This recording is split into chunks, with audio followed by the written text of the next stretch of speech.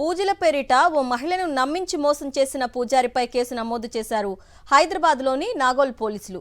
కుటుంబ సమస్యల నేపథ్యంలో నాగోల్కు చెందిన ఓ మహిళ రేణుకా ఎల్లమ్మ తల్లి జ్యోతిష్యాలయ పూజారి సాయిరాజ్ను సంప్రదించింది.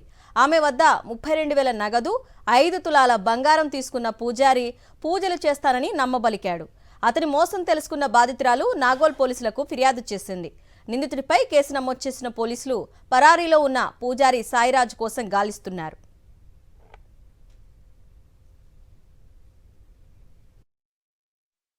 రేణుకా ఎల్లమ్మ జ్యోతిష్యాలయం అనేది జైపూరి కాలంలో ఒక గురూజీ సాయిరాజ్ అని వ్యక్తి పెట్టాడు. అతని దగ్గరికి ఈయన భర్త సరిగా ఉండట్లేదనే ఉద్దేశంతో అక్కడికి వెళ్ళడం జరుగుతుంది.